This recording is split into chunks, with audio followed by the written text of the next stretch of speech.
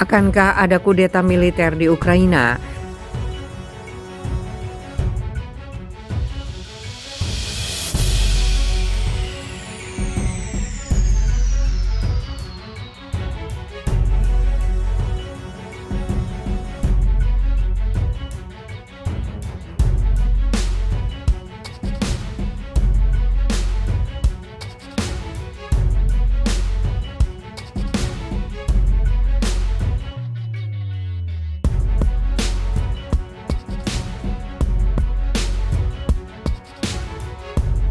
Akankah ada kudeta militer di Ukraina? Tekanan operasi militer khusus yang digelar Rusia tampaknya telah menimbulkan perpecahan persatuan faksi politik Ukraina yang dipaksakan pasca kudeta terhadap Presiden Viktor Yanukovych yang dipandang pro-Rusia melalui revolusi warna pada tahun 2014. Perselisihan tajam di antara mereka sendiri semakin terkuak, terutama dengan pihak militer.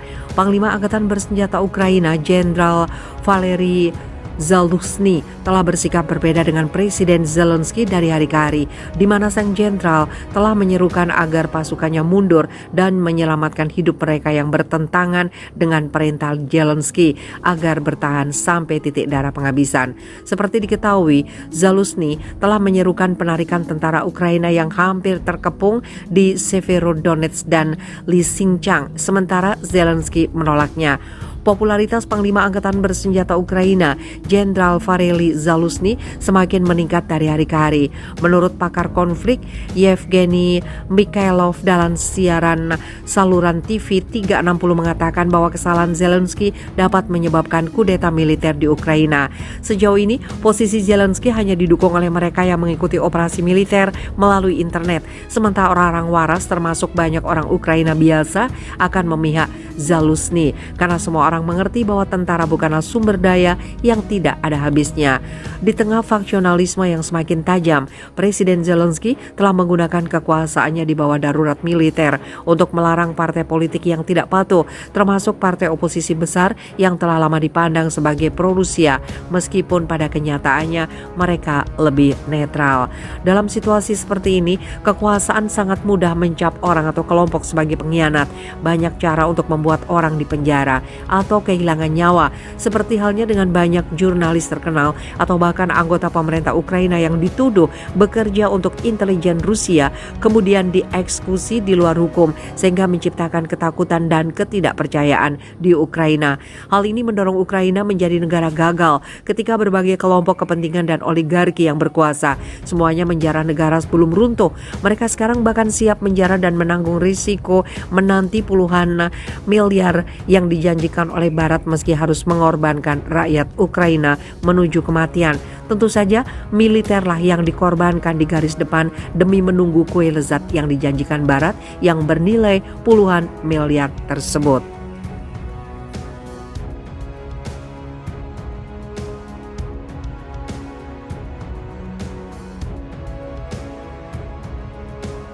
Tekanan operasi militer khusus yang digelar Rusia tampaknya telah menimbulkan perpecahan persatuan faksi politik Ukraina yang dipaksakan pasca kudeta terhadap Presiden Viktor Yanukovych yang dipandang pro-Rusia melalui revolusi warna pada tahun 2014. Perselisihan tajam di antara mereka sendiri semakin terkuak, terutama dengan pihak militer.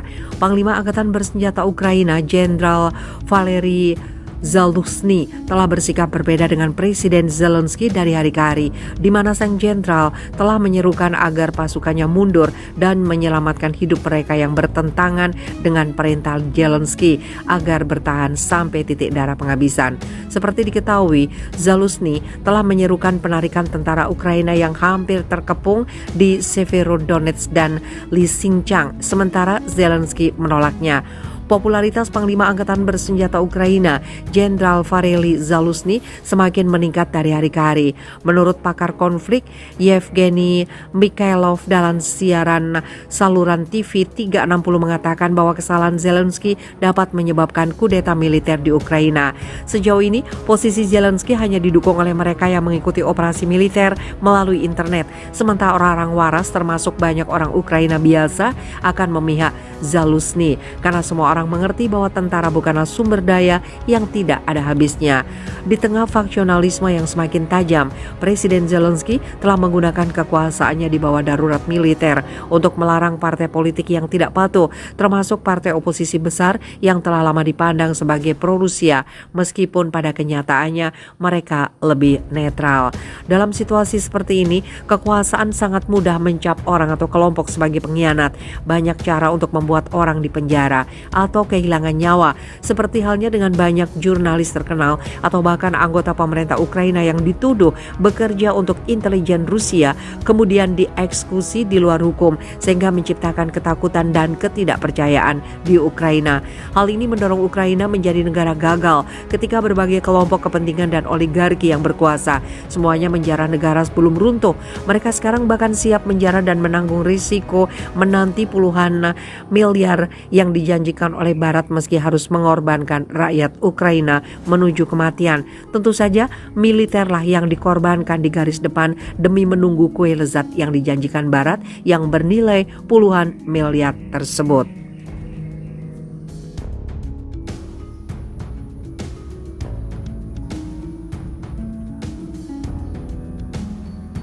Ajak sekutu bantu Ukraina, Inggris, Barat tidak aman jika Rusia menang.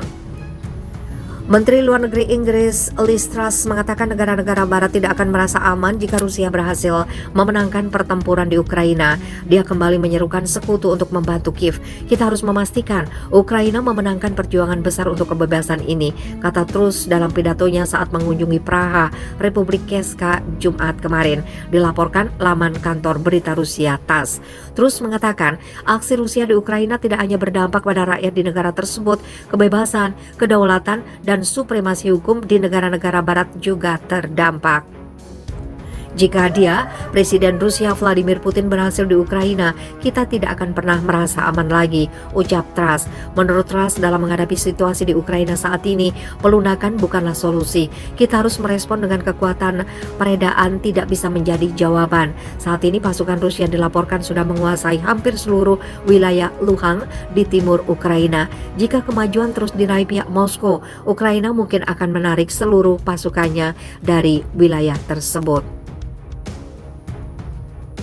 Sebelumnya, pemerintah Rusia telah menyatakan mereka siap melanjutkan pembicaraan dengan Ukraina. Kami siap untuk melanjutkan dialog, tetapi saya ingin menekankan bahwa bola pembicaraan damai lebih lanjut ada di pengadilan Ukraina. Pembekuan pembicaraan adalah inisiatif sepenuhnya Ukraina, kata asisten Vladimir Putin. Vladimir Medensky dalam wawancara dengan stasiun televisi Belarusia